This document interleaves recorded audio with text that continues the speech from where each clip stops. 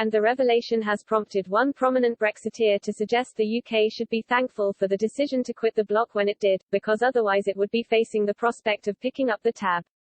Valdis Dombrovskis, European Commission Executive Vice President, and Paolo Gentiloni, European Commissioner for Economy, confirmed their plans today as they unveiled proposals to reform what is known as the Stability and Growth Pact (SGP), which caps budget deficits at 3% of economic output and tries to drive public debt down to 60% of GDP.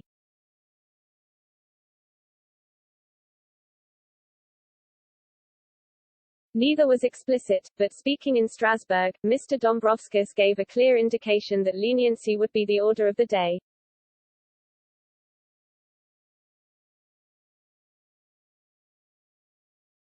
He said, there is the possibility for the Commission to come with an interpretative communication on the best use of flexibility.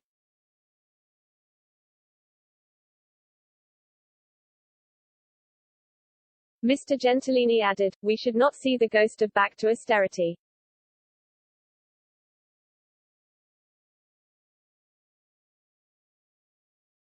We all know that we have to keep a supportive fiscal stance.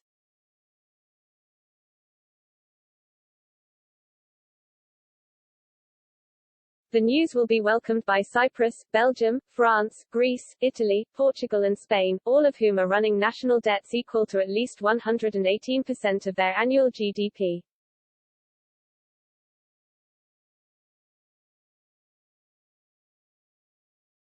However, other member states, not least those in the so-called frugal four of Sweden, Denmark, the Netherlands and Austria, are concerned at the prospect of green-lighting high levels of public spending.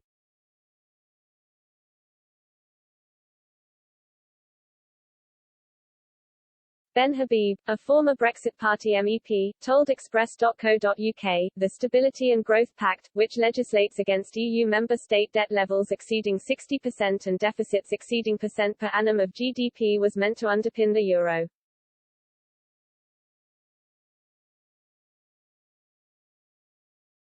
It is a blunt tool aimed at forcing countries into the euro's straitjacket.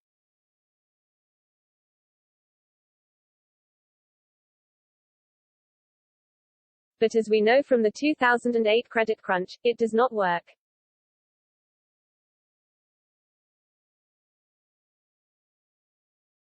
Mr. Habib explained, in extremis, such as that credit crunch or the more recent lockdown-induced recession, the poorer euro countries are caught between a rock and a hard place.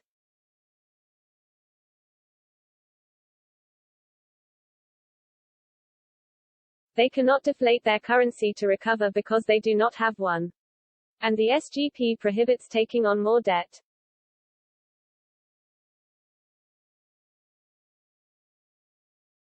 The net result was enforced austerity when actually the levers of government should be working to boost growth, not putting on the brakes, Mr. Habib stressed.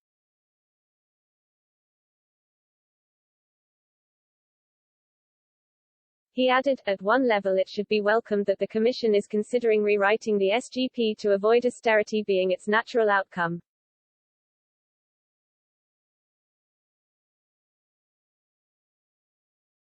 But in doing so all they will achieve is the foisting of even more debt on countries that, by any independent measure, are already bust.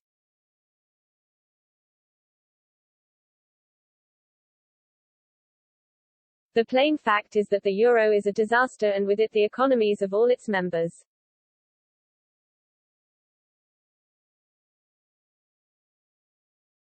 Thank goodness we never joined up and thank goodness we left the EU before being forced to pick up the tab.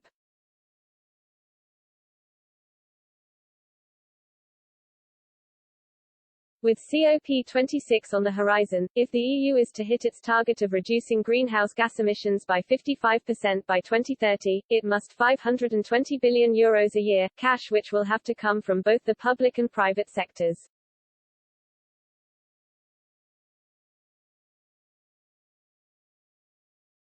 There is also uncertainty about what to do with the high debt levels of southern European countries have.